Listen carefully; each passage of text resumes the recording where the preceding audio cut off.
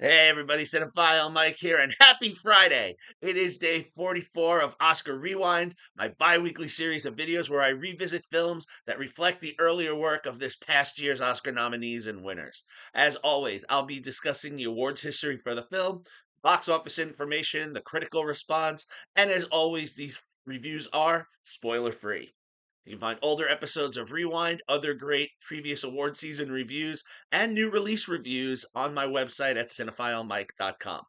So, today I am looking at a British drama. Yes, that features some beloved performers on both sides of the pond, both in front of and behind the scenes.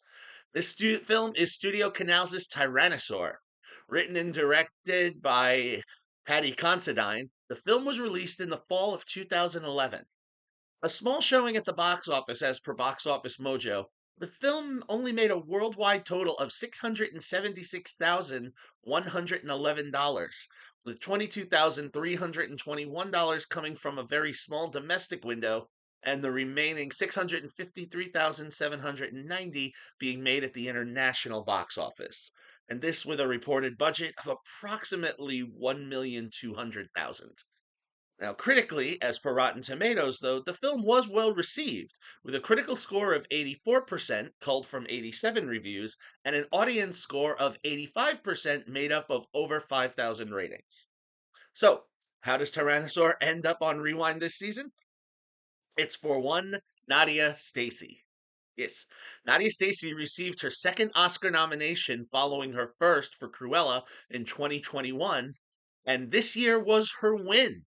She won for Best Makeup and Hair for a different Emma Stone flick, Poor Things, that was shared with the team of Mark Collier and Josh Weston, both of whom I will be talking about later this season on Rewind. Now, while working in hair and makeup since the mid-aughts, Tyrannosaur marked the first time, as per IMDb, that she was credited as both the hair and makeup lead designer. The two jobs that she did on Poor Things. Tyrannosaur had its own awards run, particularly at the British Independent Film Awards, where it won 3 of its 7 nominations. It won Best British Independent Film, the Douglas Hickox Award for Best First Time Feature Director for actor Paddy Considine on his first feature, and Olivia Colman was nominated for Best Actress. It was also nominated for Best Director, Best Actor for Peter Mullen, Best Supporting Actor for Eddie Marsan, and Best Achievement in Production.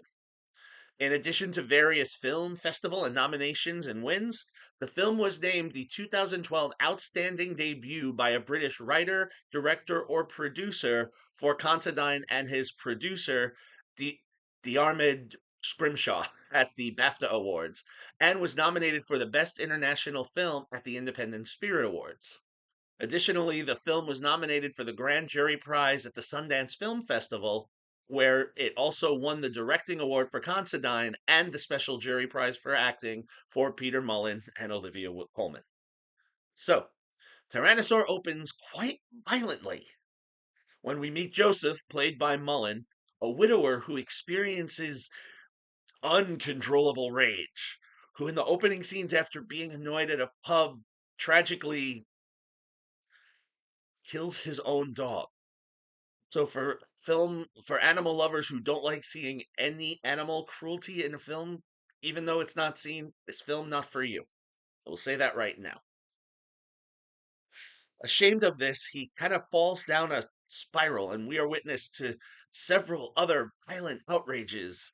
The only time there seems to be a slight bit of restraint is when he engages with Samuel, played by Samuel Bottomley, his like 6-year-old neighbor who deals with some abuse at the hands of his mother's boyfriend. Now, as we follow Joseph through a series of these events, eventually we'll see him take shelter at a Christian charity shop run by Hannah, played by Coleman, a devout Christian, and in Coleman's usual very soft-spoken manner, she offers to pray for him and does so right there on the spot, despite the fact that Joseph demeans her. However, Joseph and Hannah begin to forge a bit of a friendship. Joseph, seems to find a bit of calm in her. And, you know, they start to chat a little bit more and, become acquaintances. Hannah even goes to with Joseph to the house of a friend of his who's dying and prays for him as he's passing. And even after he does, she helps him get dressed and, get ready for the aftermath. So Hannah seems to be this, angel that's come down for him. But unbeknownst to him, at least at first, we see that Hannah is suffering her own turmoil. She is trapped in an abusive marriage with her husband James, played by Eddie Marsan. He berates her, he's on her when she is sleeping, because he also has a bit of a drinking problem, and presents quite a duplicitous man as we learn. And when things come to light with Joseph, we learn that James is, very much one way in public and one way in private. And Joseph and Hannah lean on each other more and more, and this builds to, let's just say, quite an interesting climax.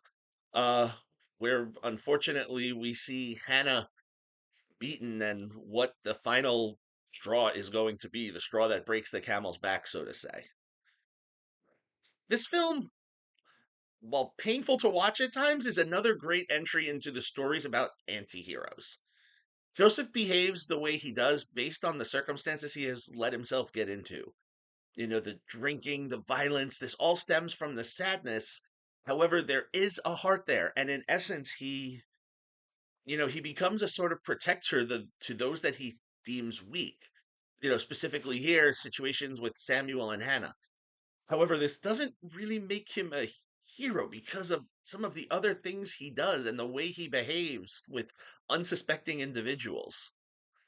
However, the strength of Considine's screenplay is how he crafts these characters who are very two-sided and layered, and only choose to show certain parts at certain times. And, some of the results of the actions these characters take will make you sit up and take notice. There were a few moments that even I found a bit shocking. Mullen, in the lead role of Joseph, he is a powerhouse. He can quickly shift from this uncontrollable rage to, like, very small and balled up individual, like a timid animal in a corner. At times, both sympathetic and pathetic, you do find yourself rooting for him because he makes you feel the pain of what he's going through. Coleman, outstanding as always, has moments that are reflective of her sweet demeanor, to also sometimes just some blind outrage and, flip on a dime, as we've seen him do in her Oscar winning turn in The Favorite, and also in the recent dark comedy Wicked Little Letters. Marson, usually in most of the films that I know him from, usually plays the more jovial, friendly guy. So it was nice to see him spin another side to play the more devious James. Not condoning the behavior, but an interesting character to see him play. This whole film, at a very crisp and moving 90 minutes, gives us looks into the human psyche and shows what can happen when people get pushed too far. Again, while uncomfortable, it's honest and somehow manages a hopeful tone despite the wreckage we are presented with. Now, while this is a more naturalistic film than the two nominated flicks of Cruella and Poor Things, I do want to talk about Stacy. Here, the makeup is particularly effective given some of the aftermaths of the violence that we see, as well as maintaining the difference in looks, especially with the hair, the unkemptness of the lower middle class characters like Joseph and his neighbors, and then the slightly more upper crust of Hannah and James. Now, as for the title of this film, if you're wondering, well, based on what I'm describing here, why is it called Tyrannosaur? Well, that explanation does come during a heartfelt moment in the film's second act that helps to paint a through line of, let's say, sound and impact as we see these characters, pound through like the T Rex in Jurassic Park. Tyrannosaur is a solid four-star film with outstanding performances of characters seeking redemption, and is one that should not be missed. Now, if you would like to see Tyrannosaur, as of this recording and posting, the film is streaming with commercials on Tubi. So there you have it. Thank you for joining me here today. If you like what you heard, please click the button, subscribe, spread the word, get more people to join in on the conversation. You can follow me on all social media platforms and on Letterboxd. And again, you can check out my website, cinephilemike.com, for a lot of additional exclusive film content. and all the rest of the summer new releases. There's still some good ones coming. Happy watching, everyone, and until next time, this is Cinephile Mike saying take a break and watch something new.